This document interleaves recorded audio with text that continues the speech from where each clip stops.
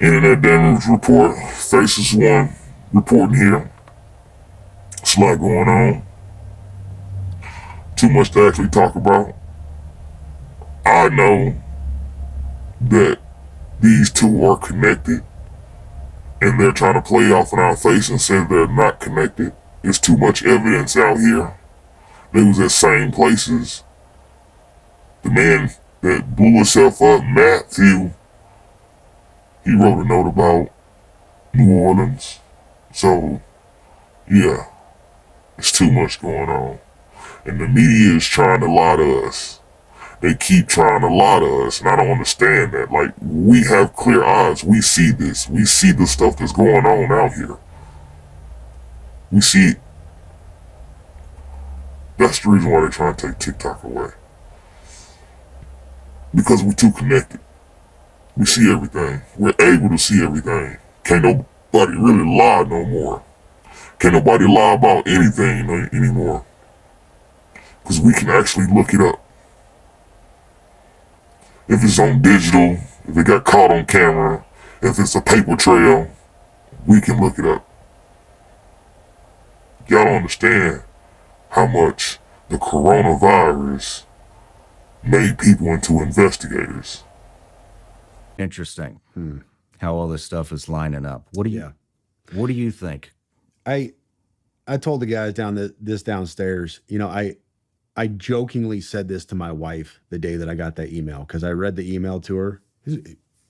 You all have heard the email now. You realize without context of who this person is, how just crazy it sounds. And I told her, I said, well, I mean, I guess if the dude ends up getting rolled up by the feds or he gets killed, we got a story, huh? Man, famous last words, right? Yeah. That's so I looked at, and I want to give context on one of the things. I saw this going around on social media. People were saying that his Signal chat, his safety number changed. I don't know if you saw this on X, but it was all over X. Apparently his safety number on Signal changed. He messaged me on Signal. So I went on there to look myself to see if it changed. And sure enough, it had. On January 1st, after the bombing, after he was dead, his safety number changed. That's all he sent me. He said initial contact, and I gave a thumbs up, and his safety number changed at the bottom. Look at that. That's after he's dead. I don't know enough about Signal to know why that would happen. Somebody has to have manipulated that, though, and messed with it. Somebody had to have been in his account after the fact and done something for that to have changed. What did the FBI say when you contacted him? Not a lot. Very capable guy, but he loads the Tesla up, which Elon Musk brags about being bulletproof, right? So this is one of his selling points. It's bulletproof. We even saw Joe Rogan shoot an arrow at it and wasn't able to puncture this thing. So he loads up a Tesla knowing it's not explode like he wants it to with fireworks and a bunch of other junk when he can make a car bomb that's going to level this place. Here's what I think. The Army PAO is saying that the body inside the cab did not match the DNA of his child. All right. We also know they said he was shot by a desert eagle. We know that there was no signature when it rolled up. So nobody shot themselves when it rolled up to it. You would have seen a large signature. Mr. Guns and Gear, he's on X. He goes into this a lot in depth. He's a firearms expert and he talks about this. There's no signature. So this is what happens. You get a Tesla because you know it can drive itself to the hotel, the Trump Tower. You put a body in it, roll it up. You don't want to kill anybody because that's not the message you're trying to send. You're not trying to level the tower or kill a bunch of people. So you load it up with fireworks and a bunch of junk to send a message. And we know that his Signal number or his Signal safety number changed. That can't be done unless you're inside that Signal account. And a lot of people conjecture, was the FBI inside his Signal account, whatever else. But what if he accidentally changed his safety number, goofed up there? He rolled a body up in a Tesla specifically because a Tesla can drive itself up to the tower and did what he did to send a message to expose his stuff. And he's still alive out there somewhere. Y'all listen to this? You hearing what he's saying? Invisible bombs? The body went off in the Cybertruck and didn't match the DNA of his kid. They practice on blowing trucks up. This all about Matthew, though. This nobody else. Wonder how much of this is truth and how much of this is a lie. That man got a lot of information. You out of all people he sent the email to and told you his whole story. I don't know, man. Because they putting it right in our face and then somebody coming talking about it. Like, it don't make no sense, bro. Then you got other videos of Matthew off in a military tournament type thing. What? Yeah. It's too much to unpack. But we paying attention, though. Internet damage report.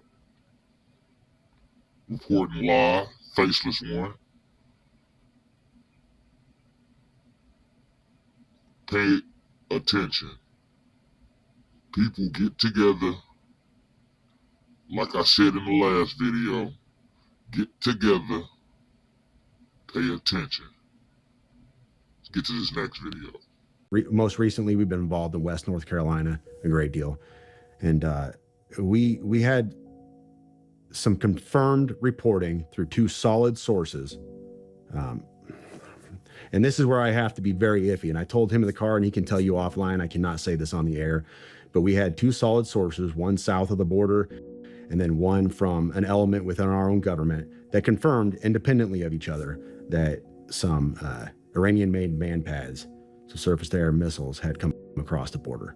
We had the location and everything else. Well, Doc, that's what he goes by, Doc Chambers, he put this out on a podcast, and I was very emphatic, like, this is not stuff that I like to put on social media. I'm an intel guy by trade. This stuff is not for social media consumption. We got this to Secret Service. We did the whole gamut and got everything pushed to them, and that's why Trump was pushing a lot of this stuff out when he was, because we had told the Secret Service and they had the reporting and everything else. But we have not, to my knowledge, have not recovered those man pads. Now, I'm not privy to that, but what I do know we have done is we have apprehended the couriers on a second run of theirs, and we have local law enforcement got together with federal law enforcement and rolled up the safe house in, I will not say that on this show, but they rolled up the safe house where it was, and we have since identified what that issue was on the border. Now, let me just. Where did they come through? They came through an actual point of entry, in a legal point of entry along the border. I'd have to pull up the original reporting, but we had the actual. So we now have Iranian missiles. Who knows how many? And inside the United States. That is not something you're going to see in a lot of places. Like I said, I didn't even want to talk about it. It was one of those things where I was just amplifying what he was putting out already, because I was like, man, I don't know about putting this out. But it was something we found was pertinent, because at the time, Trump was still campaigning. He was flying around, and there was the reports were their intent was to take down Trump's airplane. So at the time, Secret Service switched things up a bit, and allegedly, from what I've told, they started flying him around on charters for a while, until they could identify and kind of mitigate that threat. But that was the reporting stream that was coming out at the time. Feds handled it, off my plate. You know, I mean, I'm with you on the not releasing certain things on social media. I understand that, but on the other hand, it seems to be the only way to demand any type of accountability or get this and force FBI, Homeland, whoever else is involved to dive into this shit and actually take part. And that's what we've been doing here on the show with Scott Mann, retired Lieutenant Colonel Green Beret, Sarah Adams, former agency targeter. We brought on Legend, who's an Army intelligence guy who goes by Legend because he doesn't want to reveal his name because he still is very involved. And we even went all the way to Vienna to interview Commander Massoud, the leader of the National Resistance Front in Afghanistan. And, you know, we've been talking about this stuff for a year. We got it to Congress. Congressman out of Knoxville, Tennessee, Tim Burchett, sent the bill up. It's literally about we need to stop funding the Taliban, $40 to $87 million a week. The Taliban has set up multiple NGOs within Afghanistan, and basically what we're doing is sending loads of cash to NGOs that the Taliban had set up. We're funding our own demise, and nobody's fucking paying attention. Nobody's paying attention. We tried to get it in the media. We got a little bit of hits. Most of them were from outside the U.S. We had a reporter out of India kind of cover it, but we've been warning about what's happening for damn near a year now. Sarah first came on, I believe it was October of 2023, was her first interview, and nobody took it seriously. Now we have the New Orleans attack. We have Iranian missiles. We have these invisible bombs. Do you know about the invisible bombs? So now these terrorist organizations have developed invisible bombs that will get through metal detectors, any kind of screening device that's out there, and they brag about this. And now we just did a Twitter Spaces with Sarah Adams, and they are now bragging that what we know about the invisible bomb, it's now even more advanced than it was before. So that means they can get this into stadiums, they can get this into airports, they can get this pretty much anywhere they want, because you cannot detect it. That's scary. Yeah. Great. So, for the people out there, look, there's no stopping what's here. You cannot stop this. Nope, you can't roll it back. Not with what we have in the bottle. Already in here. We have sleeper cells. Yep. We're already getting reports that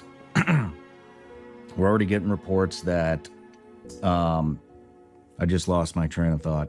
Oh, we're already getting some reports that there may be a bit more involved in the Louisiana, New Orleans attack that they're not releasing.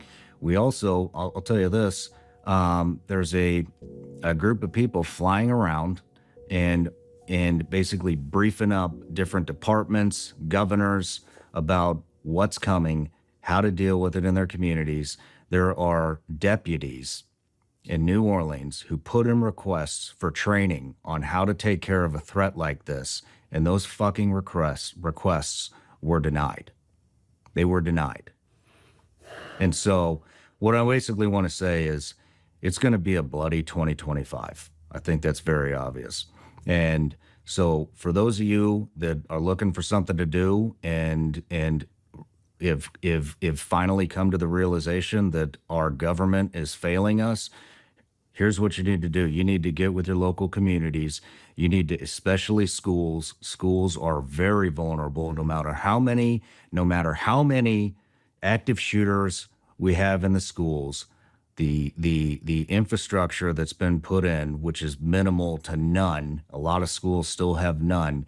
You better start holding your schools accountable, and you better start raising hell and having them upgrade security no matter what the cost, because no matter what the cost is, it's not gonna amount to the loss of life that we will potentially see throughout the United States.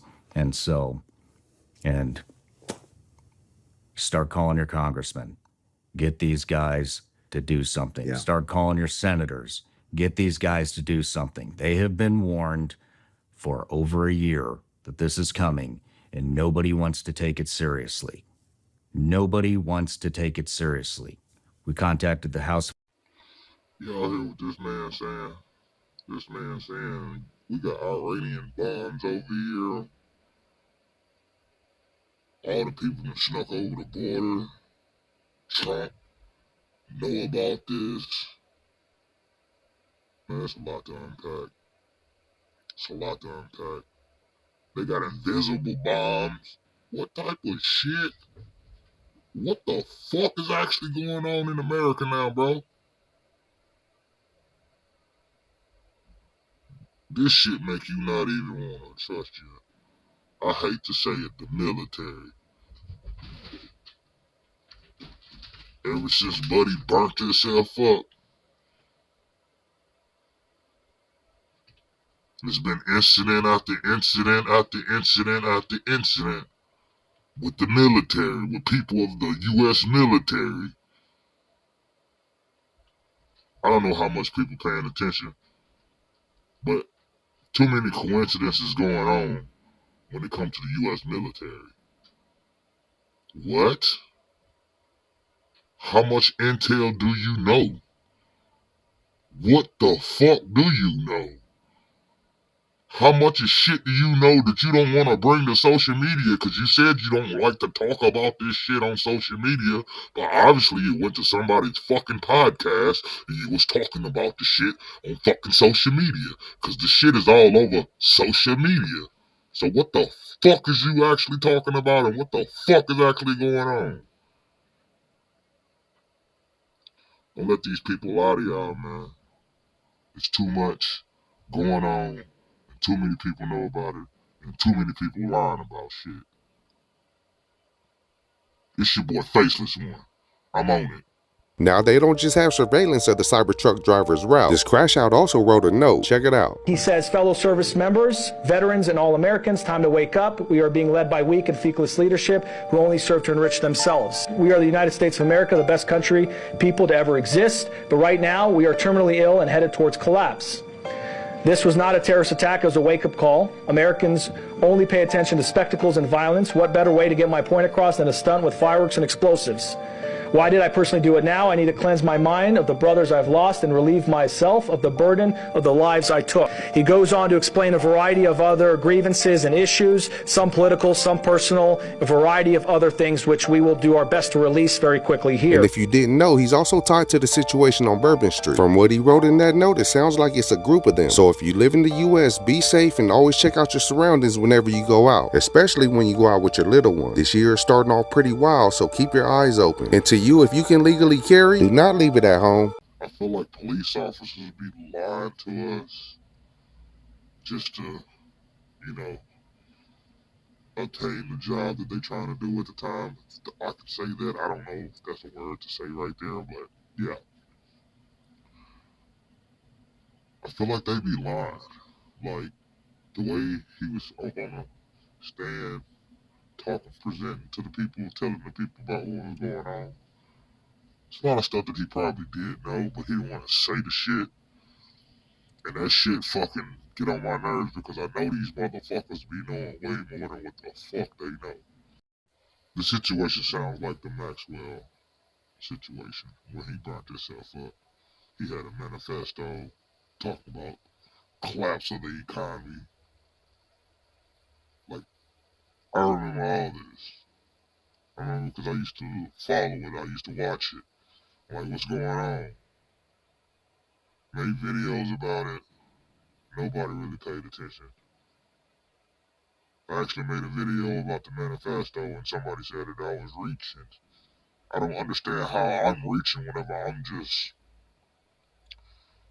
putting out information on what these dudes did. These are military dudes. I'm not in no military. I'm a normal citizen. A normal citizen. Born and raised in the USA. I just follow what's going on with the news. What these people lie to us about. TikTok is a big help for this though right now. I don't know what's gonna happen if we lose it. I'll still be able to get my information. But it won't be the same.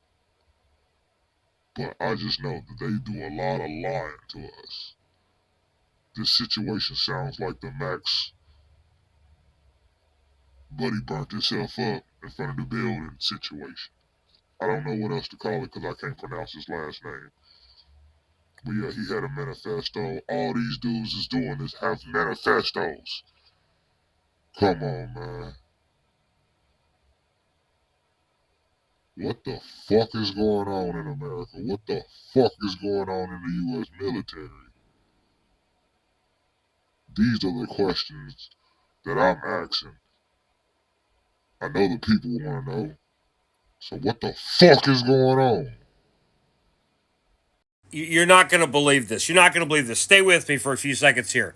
The guy, Matt Livelsberger, went by Matt Bird on the show. His partner, also Green Beret, Tim Kennedy. This Tim Kennedy was in the UFC. He's been on Joe Rogan's podcast.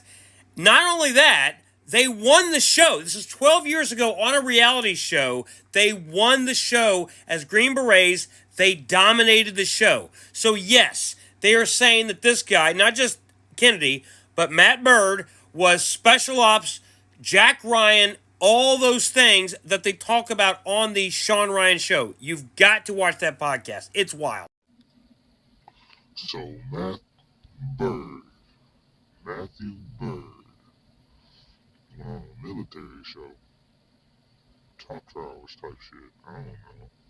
I'm hearing this shit. This shit don't make no fucking sense though. 12 years ago, and then he was on the the dude, yep, that was your partner. He was on the Joe Rogan podcast. So what the fuck is going on, man? How many people knew this dude and knew his type of mind frame? What was he really on? It's a lot of questions to ask now, man.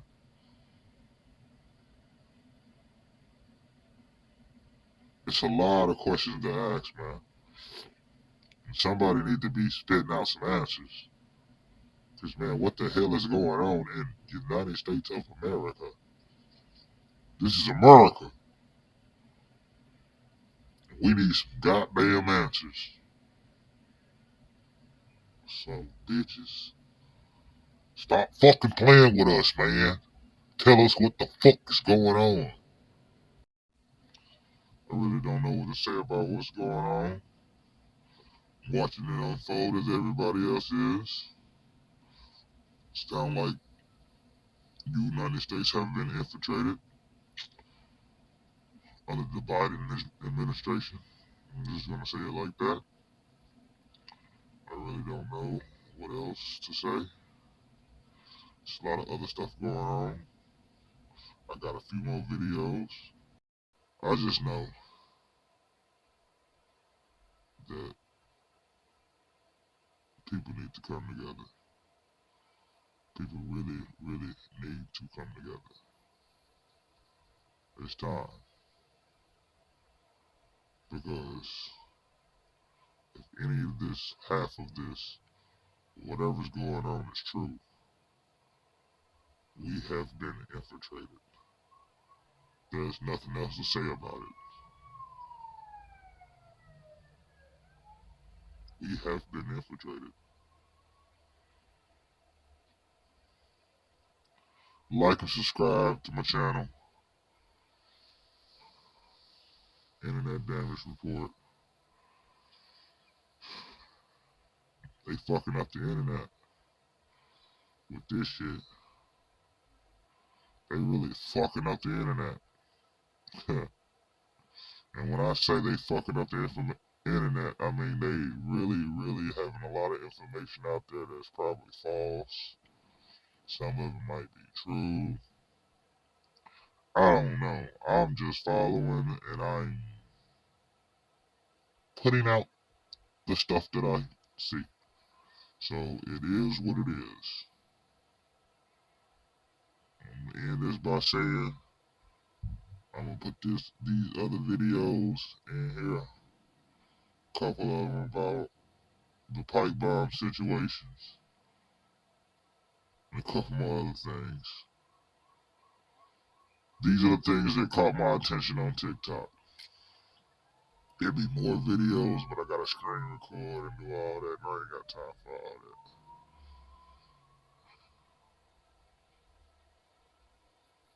that. Internet Damage Report. Faceless one. Well, here comes the bloodshed.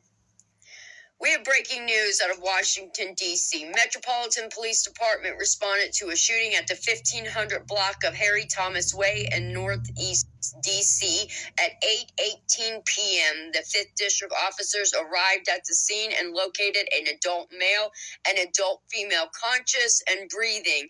They were transported to the hospital. Later, 2 additional males arrived at an area hospital and both were conscious and breathing. Well, here comes the bloodshed. As of seconds ago, the identity of the 18-wheeler driver who had an explosives threat on I-85 in Greenville, South Carolina is now known. Obviously, I may botch this, but his name is Ahmad Jamal Khamis Al-Hindi. Here is the full story of what happened, including whether or not there actually was explosives in the tractor trailer. According to DPS officials, the SC State Transport Police initiated a traffic stop on the tractor trailer at around 2:45 p.m. near mile marker 44 due to a missing license plate. As mentioned, I was literally stuck in that traffic around 4 p.m. that initiated from this. We still don't have the answer as to why, because they ended up finding no explosives in the vehicle, but officials said the driver indicated that there was an explosive device inside the commercial vehicle. At that time, all 6 lanes on I-85 were shut down. The incident caused a backup near that exit that lasted more than 4 hours. And then around 7:40 p.m., officials said no explosive devices were found. Here are the charges for Al-Hindi. He faces charges for conveying false information about an explosive threat, breach of peace of a high and aggravated nature, and operating an unregistered vehicle. He later appeared before a judge where he was issued a total surety bond of $20,238 for all 3 charges. And I stand with Congressman William Timmons when he says thank you to the Greenville County Sheriff's Office, SLED, and SDDOT for their swift responses to the incident today on I-85 in Greenville. In my opinion, which is an opinion who saw it all unfold while on the highway, they did a wonderful job and kept the public as informed as possible throughout. So a big thank you to the local law enforcement. If anything else comes out that we don't already know, that we now learned about this situation, I'll let you know. We have some major breaking news coming out of Idaho, where a 40-year-old man has now been arrested for attempting to plant an IED explosive on a parked railroad car in Payette, Idaho. The suspect is a 40-year-old Payette resident named Brent Sharia, attempted to flee from the camp trailer on foot but surrendered to police officers after a short foot pursuit. He was booked, according to Gary Marshall, the chief of police for the Payette Police Department. He was booked into the jail on charges of possession of a destructive device, possession of a controlled substance, possession of paraphernalia, and resisting and obstructing officers. Due to the dangers by the IED, the Nampa Bomb Squad was requested for assistance in rendering the device safe. Thankfully, everything was safe. The IED did not go off, but this is yet another example of a potential bomb threat in 2025. Comment below your thoughts, spread the word, and follow along. Stay up to date on all the news you need to know about. This isn't surprising. It's actually completely on brand with what happens at Fort Bragg. Let me walk you through some of the incidents that have happened there. Trigger warning. This is Master Sergeant William Levine and Army veteran Timothy Dumas. They were both murdered in a drug deal gone wrong at Fort Bragg. But before you start feeling sorry for them, they were both menaces. Timothy Dumas was arrested several times with charges including terroristic threats, breaking and entering, and impersonating a police officer, but charges were never pressed. William Levine was charged with the murder of Green Beret Mark Lashiker. Those charges were dropped because it was found to be self-defense. This is Enrique Roman Martinez, who was found with his head no longer attached to his body after he went on a camping trip with 6 other soldiers. Veteran Sarah Lewis was killed by her husband, Keith Lewis, who is a Special Forces medic at Fort Bragg. One staff sergeant killed another staff sergeant. One soldier raped another soldier. A soldier rapes a 12-year-old. You guys, they just keep going and going and going. An 8-month-old. In 2020 alone, there were at least 44 murders or suicides at Fort Bragg. You have to remember, Fort Bragg or Fort Liberty is special ops. These are people that are used to operating in secrecy. So this is just what we're finding out about. And we're never going to get to the root of these issues. We're never going to address them because our government is more concerned with covering up the failures of all of these institutions.